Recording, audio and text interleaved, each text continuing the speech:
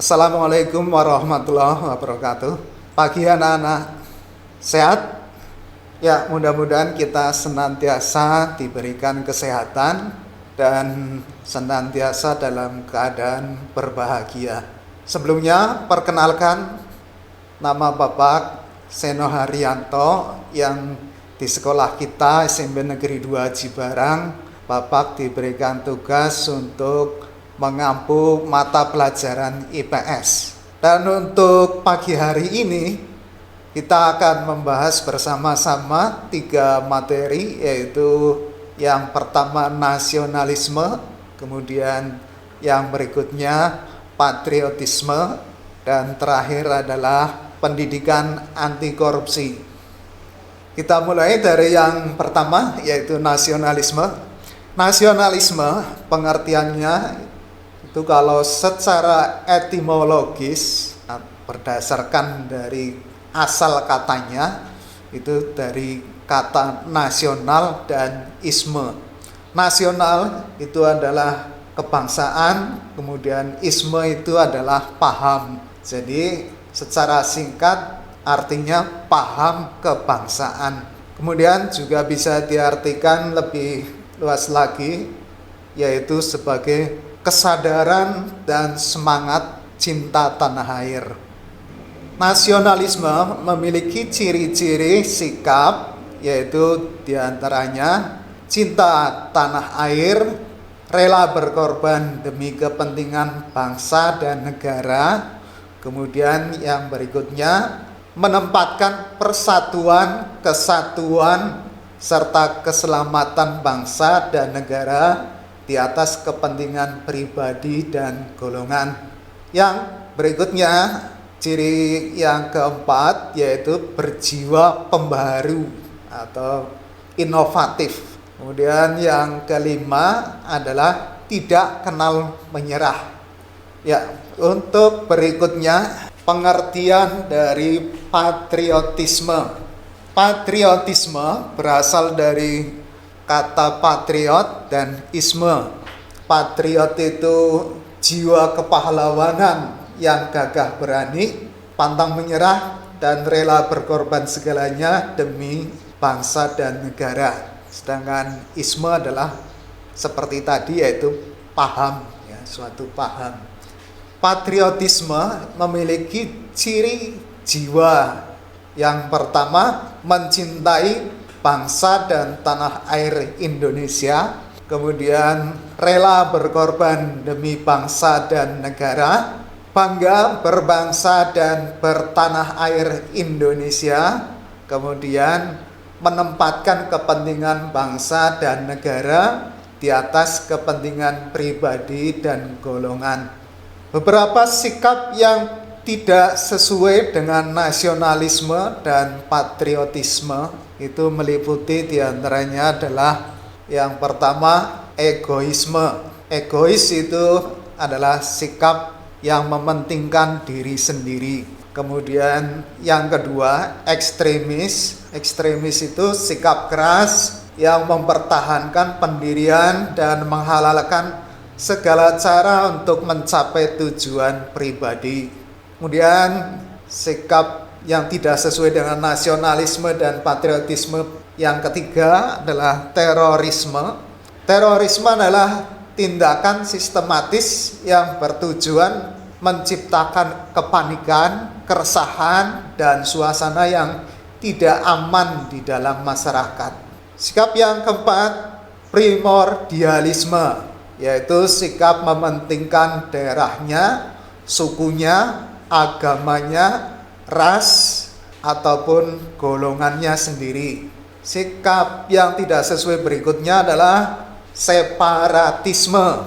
Separatisme itu sikap yang ingin memisahkan diri dari negara kesatuan Republik Indonesia. Jadi kalau ada pemberontakan, itu adalah contoh dari separatisme.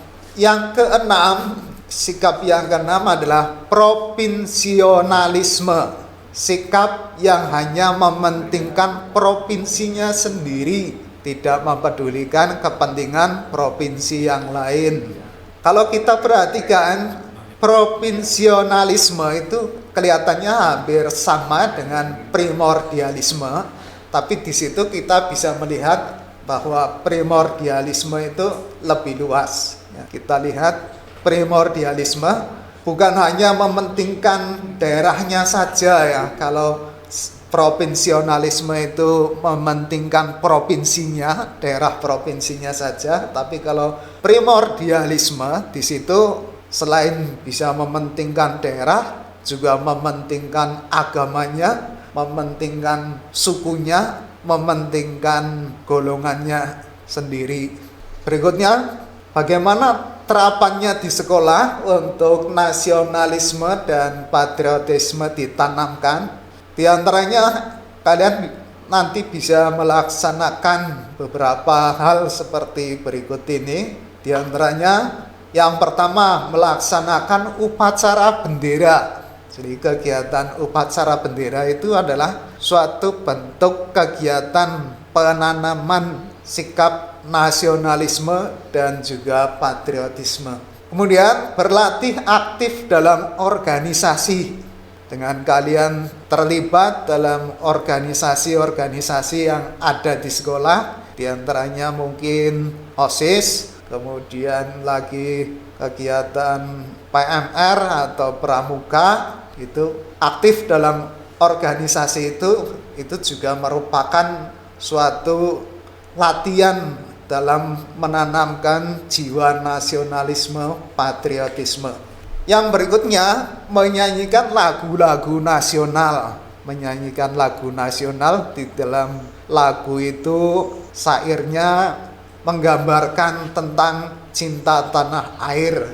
Ya, kalau kalian perhatikan syair lagu-lagu nasional di situ mesti isinya adalah tentang cinta tanah air. Yang berikutnya adalah sekolah akan memberikan pembiasaan pendidikan moral, yaitu diantaranya melalui materi mata pelajaran PPKN, kemudian juga dalam pendidikan budi pekerti, dan juga sikap perilaku kalian setiap harinya juga akan dipantau oleh Bapak Ibu guru dan senantiasa dibimbing. Kemudian yang berikutnya, pembiasaan juga dengan mengenalkan berbagai ragam budaya serta adat istiadat. Itu bisa melalui mata pelajaran seni budaya, kemudian juga di dalam mata pelajaran IPS juga ada tentang ragam budaya dan adat istiadat yang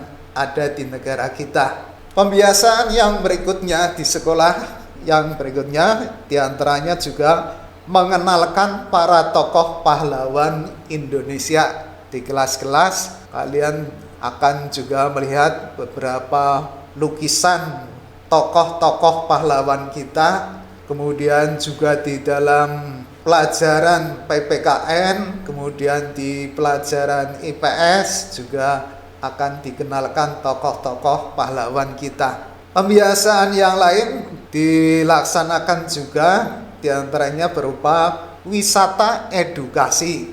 Wisata edukasi itu tiap tahun di sekolah kita juga ada melalui study tour.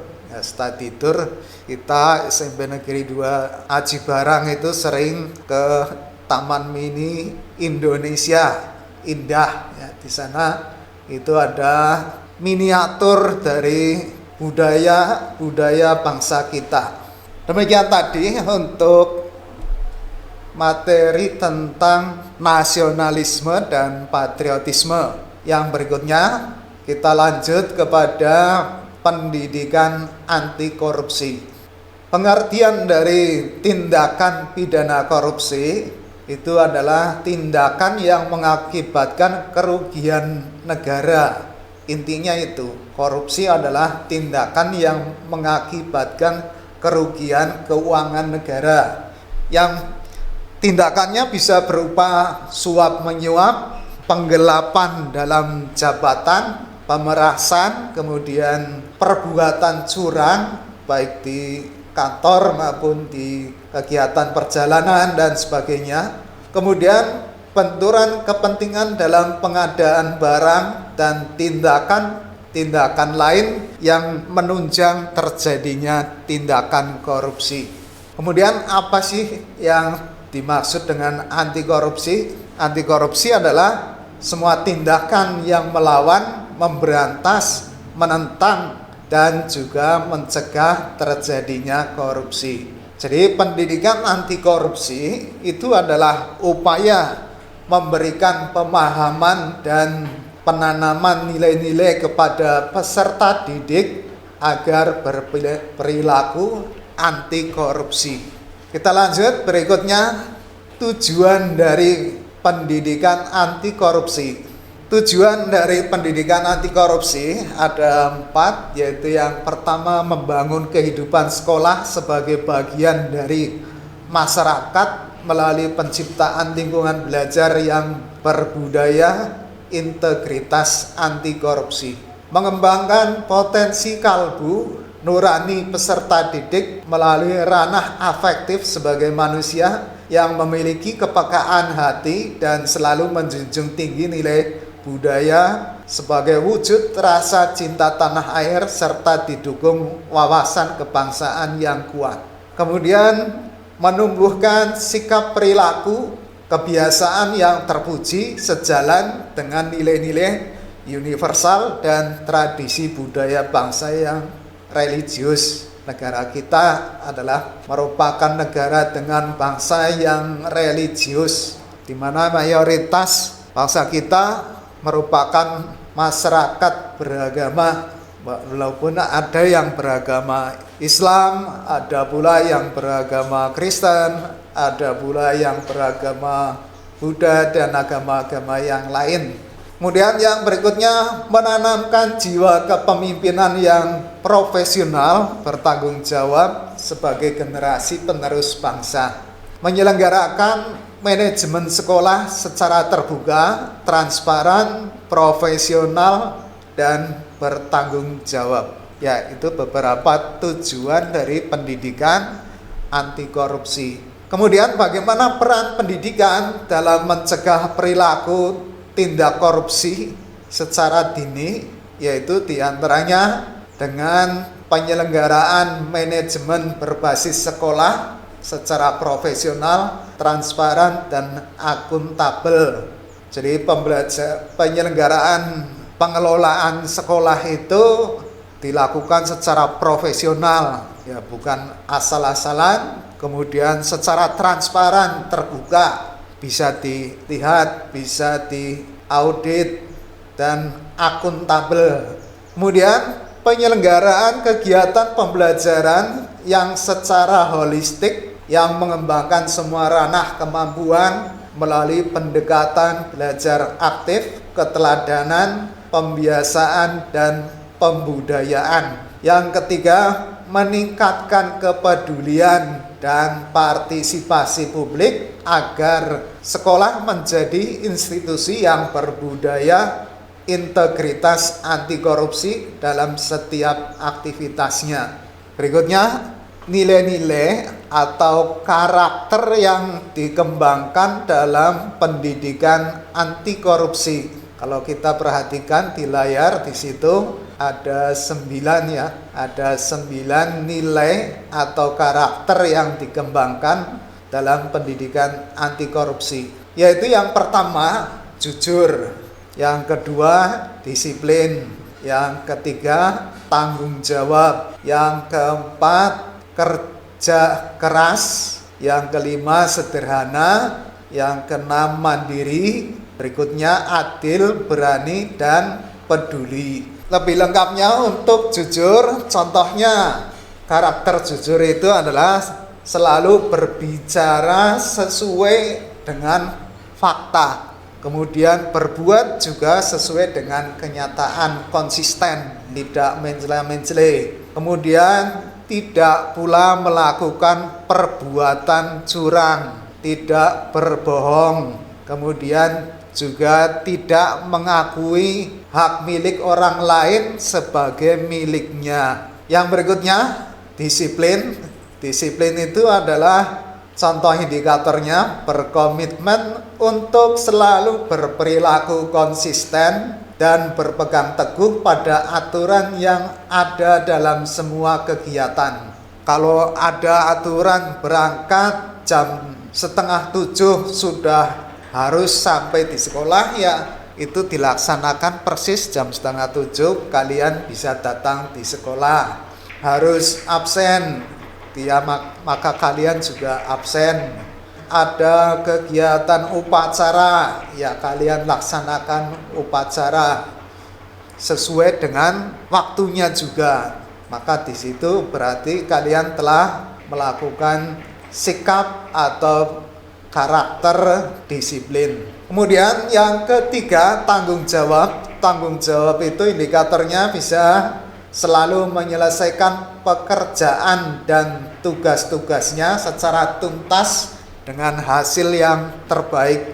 Intinya selalu berusaha untuk menjadi karya yang terbaik, ya. Tidak hanya asal selesai atau bahkan sama sekali tidak mengerjakan tugas. Yang keempat, kerja keras. Kerja keras itu contoh indikatornya diantaranya adalah selalu berupaya menuntaskan suatu pekerjaan itu dengan hasil yang terbaik. Pekerjaannya dilaksanakan dengan segiat-giatnya, semampunya, semaksimal mungkin dengan usaha memperoleh hasil yang terbaik. Kemudian menghindari perilaku instan atau jalan pintas yang mengarah pada kecurangan. Misalnya ingin mendapat nilai yang maksimal tapi kemudian melakukan kecurangan pada saat ulangan ngepek misalkan, berarti itu adalah tindakan bukan tindakan kerja keras, ya, karena itu dilakukan dengan melakukan kecurangan. Yang mana kalau sifat seperti itu dibiarkan, tidak dikendalikan, bisa menjadi kebiasaan dan akhirnya bisa menjadi kepribadian yang kurang terpuji. Bisa terbawa kalau sudah bekerja nanti dia juga bisa menggelapkan. Yang berikutnya, sederhana. Karakter sederhana, indikatornya diantaranya adalah selalu berpenampilan apa adanya. Penampilannya apa adanya, tidak terlalu mencolok, terlalu menor dan sebagainya, tidak berlebihan, kemudian juga tidak ria atau tidak pamer. Sikap yang berikutnya, karakter yang berikutnya yang merupakan karakter anti korupsi, yaitu mandiri. Indikator dari karakter mandiri adalah selalu menuntaskan pekerjaan tanpa mengandalkan bantuan orang lain. Jadi percaya kepada kemampuan dirinya sendiri, tidak minta bantuan pada orang lain. Atau juga tidak menyuruh orang untuk melakukan sesuatu yang semestinya bisa dikerjakan sendiri. Itu adalah karakter mandiri. Kemudian yang berikutnya, karakter adil, yaitu selalu menghargai perbedaan. Selalu menghargai perbedaan dan tidak pilih kasih, menilai sesuatu itu secara objektif. Yang berikutnya, berani jujur, berani menolak ajakan orang yang akan berbuat tidak baik atau curang, berani melaporkan adanya kecurangan, dan juga berani mengakui kesalahan. Karakter yang terakhir menurut KPK yang harus dikembangkan di sekolah, yaitu dalam pembentukan karakter anti korupsi, adalah peduli. Peduli itu adalah menjaga diri dan lingkungan agar tetap konsisten dengan aturan yang berlaku. Selalu berusaha untuk menjadi teladan dan menegakkan disiplin, kejujuran, serta tanggung jawab bersama. Ya, demikian tadi 3 materi, yaitu nasionalisme, patriotisme, dan pendidikan anti korupsi sudah kita bahas bersama-sama. Untuk selanjutnya kalian mengerjakan kuis yang sudah disiapkan di web sekolah. Sekian, bila ada kata yang kurang berkenan, mohon maaf dan terima kasih atas perhatiannya. Assalamualaikum warahmatullahi wabarakatuh.